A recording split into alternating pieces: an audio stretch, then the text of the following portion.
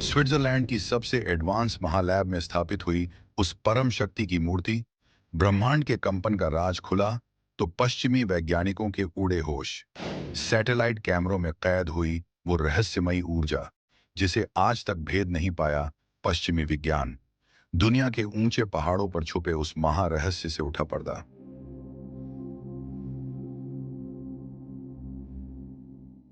इंसान के दिमाग के बीचों बीच धड़कते उस तीसरे कॉस्मिक केंद्र का खुला राज मॉडर्न न्यूरोसाइंस ने टेक दिए उन प्राचीन भारतीय योग सूत्रों के सामने घुटने।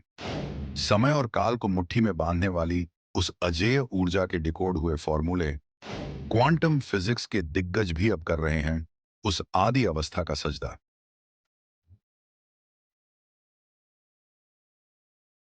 बिना किसी शुरुआत और बिना किसी अंत के मौजूद उस स्वयंभू शक्ति का मिला सबसे बड़ा वैज्ञानिक प्रमाण। मॉडर्न एस्ट्रोफिजिक्स भी अब झुक गया उस महा ऊर्जा के सामने।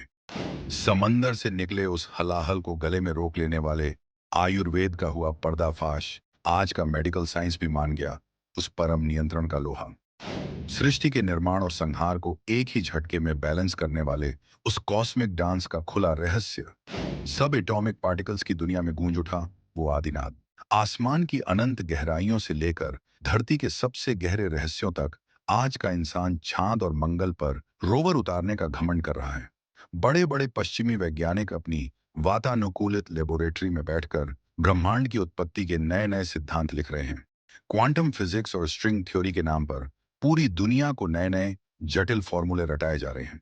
हर दिन एक नई रिसर्च पब्लिश होती है, प्रेस कॉन्फ्रेंस होती है और ये दावा ठोका जाता है कि हमने इस सृष्टि का सबसे बड़ा राज आखिरकार डिकोड कर लिया है। लेकिन जब यही आधुनिक विज्ञान अपनी सारी करोड़ों डॉलर की मशीनों, सारे सुपर कंप्यूटर्स और सारी हाई रेजोल्यूशन सैटेलाइट्स के साथ हिमालय की उन बर्फीली और रहस्यमयी वादियों की तरफ मुड़ता है, तो उसके सारे फॉर्मूले, सारे गणित धरे के धरे रह जाते हैं। एक ऐसी परम ऊर्जा, एक ऐसा वाइब्रेशन और एक ऐसा अचूक विज्ञान जो आज से हजारों साल पहले इसी भारत की धरती पर न सिर्फ खोजा गया था, बल्कि उसे पूरी तरह से जिया भी गया था। ये किसी लैब में टेस्ट ट्यूब के अंदर तैयार हुआ कोई मामूली केमिकल रिएक्शन नहीं है, बल्कि ये वो लौकिक शक्ति है जो सीधे तौर पर इस पूरे ब्रह्मांड की हर एक धड़कन को कंट्रोल कर रही है। जिसे आज की दुनिया डार्क मैटर या डार्क एनर्जी कहकर खुद को तसल्ली दे रही है और नोबेल प्राइज बांट रही है, वो असल में हमारे देश का एक ऐसा जीता जागता सच है जिसके सामने समय और काल भी हाथ जोड़कर घुटने टेक देते हैं। ये एक ऐसी रहस्यमयी अवस्था है जिसके पास सृष्टि को खरोंच से बनाने, उसे एक परफेक्ट लय में चलाने और अंत में उसे वापस शून्य में मिला देने का पूरा एक्सेस है। आखिर क्या है उस इकलौते पर्वत का सबसे गहरा राज जहां आज तक किसी भी इंसान के कदम नहीं पड़े और जो भी गया वो लौटकर अपना अनुभव बताने लायक नहीं रहा। आखिर इंसानी दिमाग के उस रहस्यमयी हिस्से में ऐसा क्या छिपा है जिसे आज की एडवांस न्यूरोसाइंस भी मानव शरीर की सबसे बड़ी पहेली मानकर बैठी है? वो कौन सी तकनीक थी जिससे शरीर के अंदर मौजूद सबसे खतरनाक तत्वों को काबू में किया जा सकता है और इंसान को बायोलॉजिकल रूप से अपग्रेड किया जा सकता है?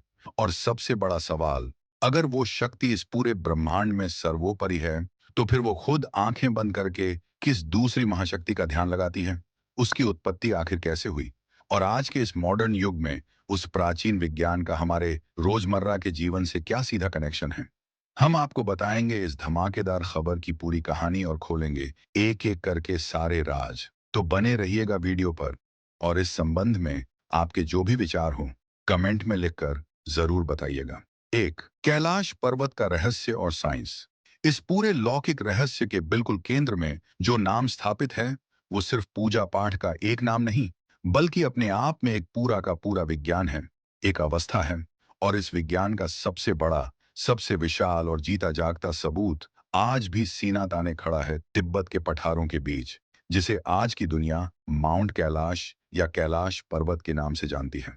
माउंट एवरेस्ट, जो दुनिया की सबसे ऊंची चोटी है, उसे अब तक हजारों लोगों ने फतह कर लिया है। वहां लोग पिकनिक मनाने जाने लगे हैं।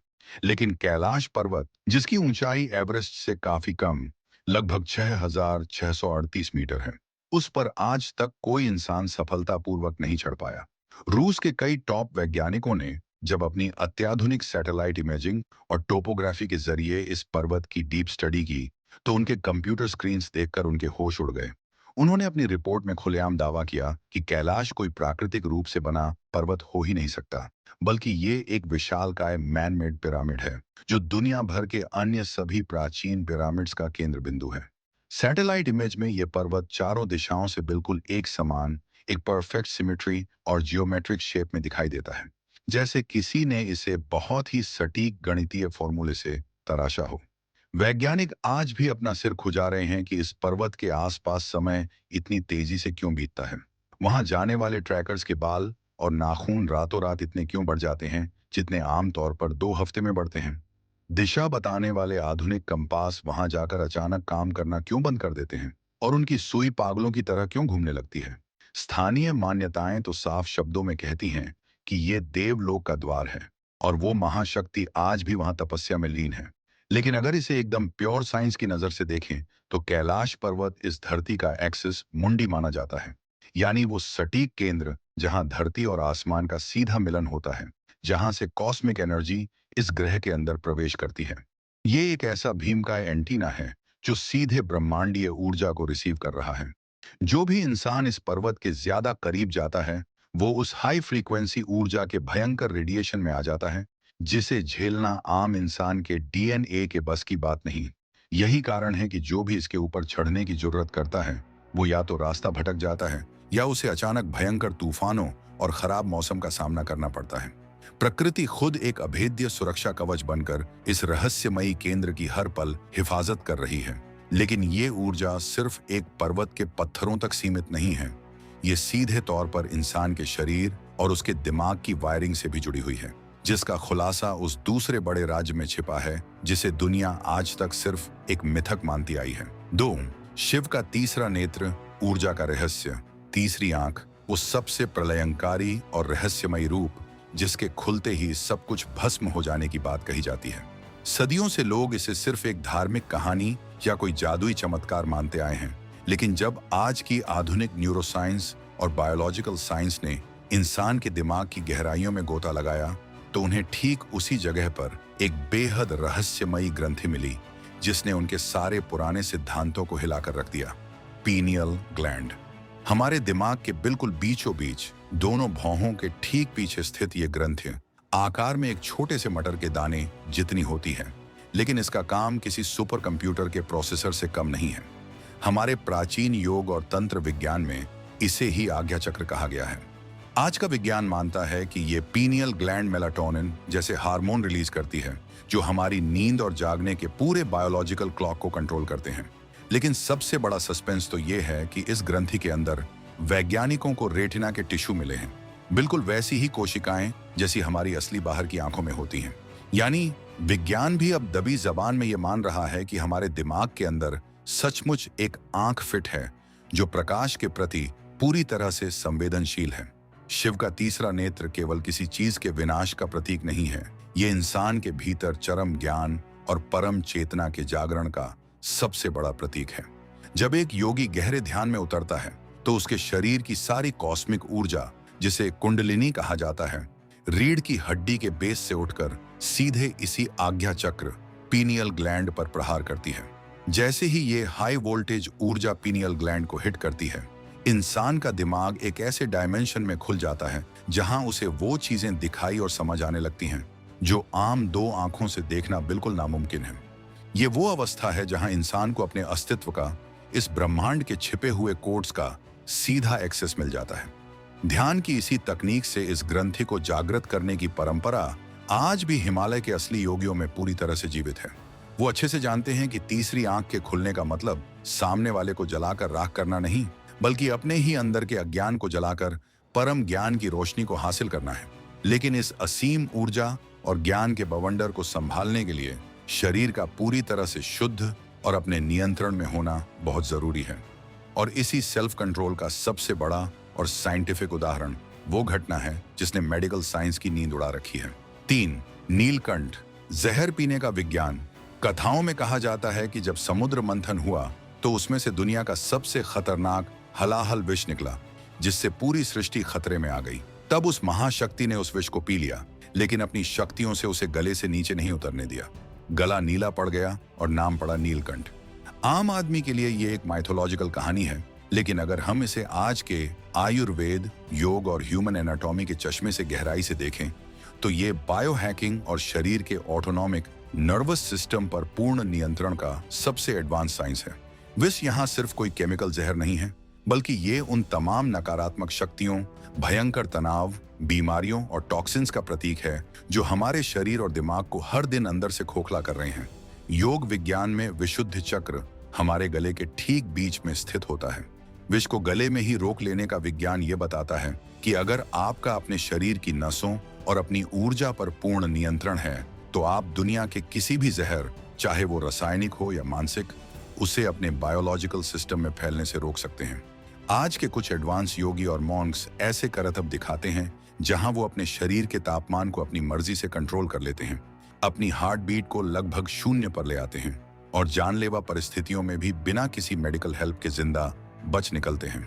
नीलकंठ का विज्ञान हमें यह सिखाता है कि विष को भी नियंत्रण में रखा जा सकता है। न आपको नकारात्मक चीजों को न तो अपने अंदर निगलना है जिससे आपका अपना अंदरूनी सिस्टम क्रैश हो जाए, और न ही उसे बाहर उगलना है जिससे दूसरों का नुकसान हो, बल्कि उसे अपने अवेयरनेस के एक खास स्तर पर रोककर न्यूट्रलाइज कर देना है। ये वो अद्भुत कला है जिसे अगर आज का इंसान सीख ले तो वो डिप्रेशन, एंजाइटी और शरीर की आधी से ज्यादा बीमारियों को बिना किसी दवाई के खुद ही खत्म कर सकता है। शरीर के अंदर के इस बैलेंस को बनाने के बाद ही इंसान उस बड़े ब्रह्मांडीय बैलेंस को समझ सकता है जिसे डिकोड करने के लिए दुनिया के सबसे बड़े वैज्ञानिक आज अरबों डॉलर बहा रहे हैं, और जिसका साक्षात रूप यूरोप की उस मशहूर लैब में आज भी पूरी शान से मौजूद है। 4. नटराज, ब्रह्मांड का नृत्य, कॉस्मिक डांस। स्विट्जरलैंड के जिनेवा शहर में स्थित CERN, European Organization for Nuclear Research, वो जगह है जहां दुनिया के सबसे बेहतरीन और टॉप के वैज्ञानिक गॉड पार्टिकल की खोज कर रहे हैं। ये वो लैब है जहां ब्रह्मांड के सबसे बड़े रहस्यों को 27 किलोमीटर लंबी मशीनों में करोड़ों किलोमीटर प्रति घंटे की रफ्तार से कणों को टकराकर सुलझाया जा रहा है। और इसी अत्याधुनिक और सबसे महंगी साइंस लैब के ठीक बाहर एक विशालकाय मूर्ति लगी है, नटराज की। आखिर क्यों दुनिया की सबसे एडवांस भौतिकी लैब को एक प्राचीन भारतीय देवता की मूर्ति की जरूरत पड़ी? शिव का नटराज रूप कोई साधारण या सांस्कृतिक नृत्य नहीं है, ये कॉस्मिक डांस है। ये इस पूरी सृष्टि के निर्माण, उसके पालन और उसके संहार का एक निरंतर चलने वाला लूप है। मॉडर्न फिजिक्स की स्ट्रिंग थ्योरी आज चीख चीख कर ये मानती है कि इस पूरे ब्रह्मांड में जो कुछ भी है, चाहे वो बड़े बड़े तारे हों, ग्रह हों या आपके शरीर के सबसे छोटे कण हों, वो सब सूक्ष्म तारों के एक खास वाइब्रेशन, कंपन से बने हैं। जब ये कंपन एक खास फ्रीक्वेंसी पर होता है तो पदार्थ बनता है। नटराज के एक हाथ में डमरू है जो ध्वनि और कंपन का प्रतीक है जिससे सृष्टि का निर्माण होता है। दूसरे हाथ में अग्नि है जो ट्रांसफॉर्मेशन का प्रतीक है। उनके पैरों के नीचे अपस्मार, अज्ञानता का राक्षस, दबा हुआ है। जाने माने भौतिक विज्ञानी फ्रिट्जॉफ कैपरा ने अपनी रिसर्च में साफ लिखा है कि आधुनिक भौतिकी ने यह दिखा दिया है कि निर्माण और विनाश की लय सिर्फ मौसम या तारों तक सीमित नहीं है, बल्कि ये हर एक परमाणु के अंदर लगातार चल रही है। और शिव का नृत्य इसी सबएटॉमिक पार्टिकल्स का नृत्य है। यानी जो बात हमारे ऋषि मुनि हजारों साल पहले बिना किसी माइक्रोस्कोप के ध्यान की अवस्था में देखकर गए थे, उसे साबित करने के लिए आज की साइंस को अरबों डॉलर की मशीनें लगानी पड़ रही हैं। नटराज हमें बताता है कि यह ब्रह्मांड एक रुकी हुई जगह नहीं है, बल्कि ये लगातार एक लय में नाच रहा है, एक वाइब्रेशन में है। और इस पूरी ऊर्जा और वाइब्रेशन को एक भौतिक रूप में सुरक्षित रखने के लिए जिस सबसे प्राचीन और रहस्यमयी संरचना का निर्माण भारत में किया गया, उसे हम आज बहुत ही गलत तरीके से समझते आए हैं। 5. शिवलिंग, पुरुष और प्रकृति का संतुलन। शिवलिंग, इस एक शब्द को लेकर आज की दुनिया में सबसे ज्यादा भ्रम और गलत फहमियां फैलाई गई हैं। बहुत से लोग जिन्हें न तो संस्कृत का ज्ञान है और न ही विज्ञान का, वो इसे सिर्फ शरीर के अंगों से जोड़कर देखते हैं। लेकिन इसका असली रहस्य इससे कहीं ज्यादा गहरा, प्योर और साइंटिफिक है। लिंग शब्द का संस्कृत में अर्थ होता है प्रतीक या चिन्ह। शिवलिंग असल में इस पूरे ब्रह्मांड की ऊर्जा संरचना का एक ज्योमेट्रिकल और मैथमेटिकल मॉडल है। अगर आप आज के समय में दुनिया के किसी भी न्यूक्लियर रिएक्टर के कोर को देखेंगे, जैसे भारत का Bhabha atomic research centre BARC, तो उसकी बनावट बिल्कुल एक शिवलिंग जैसी ही डोम शेप की होती है। ऐसा इसलिए क्योंकि भयंकर ऊर्जा को स्टोर करने और उसे सुरक्षित तरीके से रेडिएट करने का सबसे परफेक्ट आकार विज्ञान की नजर में यही है। शिवलिंग में दो मुख्य भाग होते हैं, लिंग जो पुरुष तत्व यानी कॉस्मिक चेतना का प्रतीक है, और योनि जो प्रकृति या शक्ति का प्रतीक है। ये दोनों मिलकर इस बात का प्रतीक बनते हैं कि बिना प्रकृति के चेतना बिल्कुल अधूरी है और बिना चेतना के प्रकृति का कोई मतलब नहीं। जब ये दोनों ऊर्जाएं एक खास अनुपात में मिलती हैं, तभी जीवन का निर्माण होता है, जिसे आज की साइंस मैटर और एनर्जी का कॉम्बिनेशन कहती है। शिवलिंग कोई भगवान की शक्ल सूरत वाली मूर्ति नहीं है, ये एक एनर्जी डिवाइस है। प्राचीन काल में प्राण प्रतिष्ठा के जरिए इन खास पत्थरों के अंदर एक कॉस्मिक वाइब्रेशन को लॉक कर दिया जाता था, ताकि जब भी कोई इंसान इसके संपर्क में आए तो उसके शरीर की फ्रीक्वेंसी अपने आप उस ब्रह्मांडीय वाइब्रेशन के साथ मैच हो जाए। ये पुरुष और प्रकृति का सबसे परफेक्ट संतुलन है, एक ऐसा डिजाइन जिसे खुद ब्रह्मांड ने अपने अस्तित्व के लिए चुना है। और इस पूरे विज्ञान को, इस ब्रह्मांडीय ज्ञान को पहली बार इंसानों के हार्ड ड्राइव में डाउनलोड करने का काम जिसने किया, वो कोई साधारण इंसान या गुरु नहीं था। आदियोगी, पहला योगी। योग, ध्यान, तंत्र आज पूरी दुनिया में फिटनेस, स्ट्रेस रिलीफ और मेंटल पीस के नाम पर इनका अरबों डॉलर का कारोबार चल रहा है। पश्चिम के लोग योगा मैट्स बिछाकर इसे एक एक्सरसाइज की तरह कर रहे हैं। लेकिन क्या आप जानते हैं कि इन सब का ओरिजिनल स्रोत क्या है? भारत की सबसे प्राचीन परंपरा में शिव को कोई भगवान के रूप में पूजने से पहले आदियोगी यानी पहला योगी माना गया है। कथाओं और इतिहास के पन्नों को टटोलें तो आज से हजारों साल पहले हिमालय की कांति सरोवर झील के किनारे एक रहस्यमयी इंसान प्रकट हुआ। वो कौन था, कहां से आया था, उसका बैकग्राउंड क्या था, किसी को नहीं पता। वो बस आकर वहां बैठ गया और महीनों तक बिना कुछ खाए पिए, बिना हिले डुले एक ही जगह पर पूर्ण ध्यान में लीन रहा। उसके चेहरे का तेज ऐसा था कि लोग चुंबक की तरह खींचे चले आए, लेकिन उसकी वो एक्सट्रीम अवस्था देखकर किसी की उससे बात करने की हिम्मत नहीं हुई। आखिरकार पूरी दुनिया में से सिर्फ 7 लोग ही उसके पास टिके रहे, जिन्हें आज हम सप्तऋषि कहते हैं। आदियोगी ने ही पहली बार इन 7 ऋषियों को इंसान के शरीर और उसके दिमाग की पूरी मैकेनिज्म समझाई। उन्होंने इंसानी चेतना को उसके चरम तक पहुंचाने के, उसे अपग्रेड करने के एक 112 तरीके बताए, जिन्हें विज्ञान भैरव तंत्र कहा जाता है। हिमालय में आज भी जो असली और सिद्ध योगी मौजूद हैं, उनका स्पष्ट मानना है कि शिव कोई व्यक्ति विशेष नहीं है, बल्कि ये एक अवस्था है। Shiva is a state of being.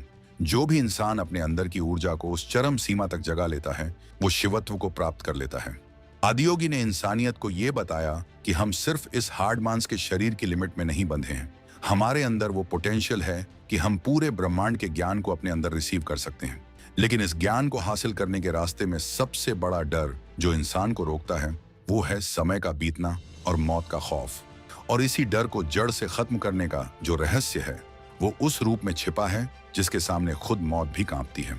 7 काल और मृत्यु से परे शिव, महाकाल, समय, टाइम, जिसे दुनिया की कोई दौलत खरीद नहीं सकती, जिसे कोई साइंस आज तक रिवर्स नहीं कर पाई। महान वैज्ञानिक अल्बर्ट आइंस्टीन ने अपनी थ्योरी ऑफ रिलेटिविटी में यह साबित किया कि समय सापेक्ष है। ये हर जगह और हर स्पीड पर एक समान नहीं चलता। लेकिन हमारे भारत के विज्ञान ने हजारों साल पहले ही ये डिकोड कर लिया था कि जो इस समय काल के डायमेंशन को पार कर जाए, वही महाकाल है।